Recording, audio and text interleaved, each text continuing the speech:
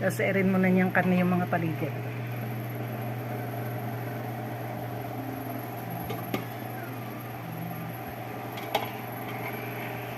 Ay.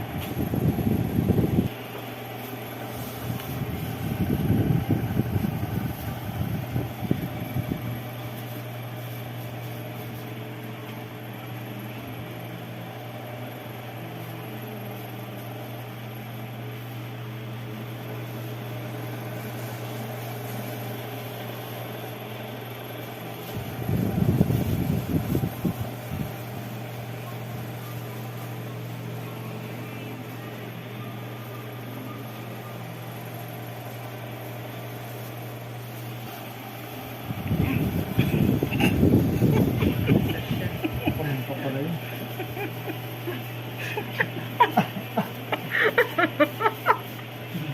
Sa amin pumunta yung paminta.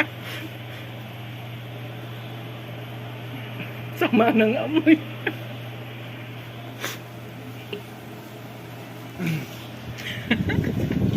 Talanghap namin ng paminta eh. Tapang. Bagong giling yung pamintang yan eh. Hindi kami bumibili ng giling na kasi po kami halong harina. Singaw na kayo din yung mami no. Yung ilong ko eh, hatsing ako na hatsing ting may paminta eh. Doon na mula.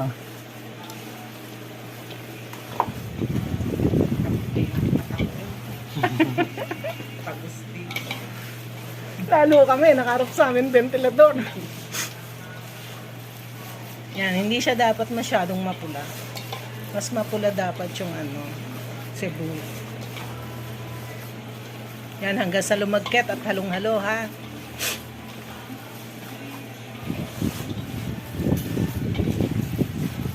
Yung lokban natin ma'am. Maggagawa pa ulit tayong lukba. Naabutan ba niya lok ba? Eh, alam niya, hindi pa nakagawa eh. Ah.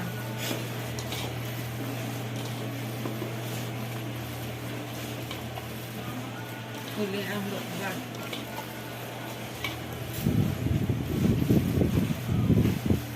Ganda ng kulay. Ganda ng kulay. Nice. Beef. Beef yan, di ba beef? Beef yan. Tingnan natin bukas kung anong lasa tsaka kung hindi matigas. Ganda ng kulay. Ganda ng kulay. Tama-tama. Yung nakaraan, parang tayong belyas, no? Okay, tamo, galing humalo. Butcher siya eh. Butcher siya dati. Sa Opo. SM, Sa Robinson. Robinsons. Ah, okay. Kaya marunong niyang maghasa ng kutsilyo. Kaya marunong kaya marunong ka sa karne. Opo. Marinate. Ay, ba't hindi ka na doon? Nagmamarinate. Napaginitan po. Kapag initan daw ng bisur eh. Bawal kasi ang magjowa. Ah, Eh meron tauhang jowa.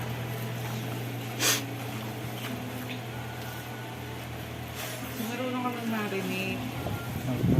Sa Magnolia po kasi ako dati. Saan sa Magnolia? Chicken station po. Ah, chicken station. Lahat po ng marinated ng Magnolia. Kami po gumagawa.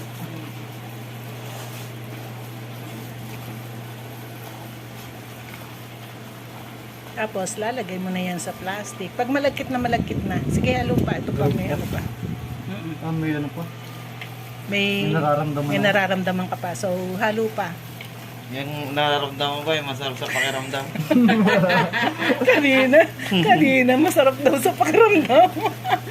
Gulat Masarap ako pa eh. ka. Nagulat yan, yung masarap sa pakiramdam. Nagbago. Oo.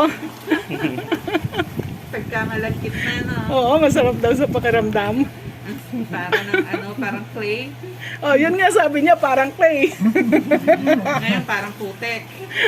Opo. May nararamdaman pa akong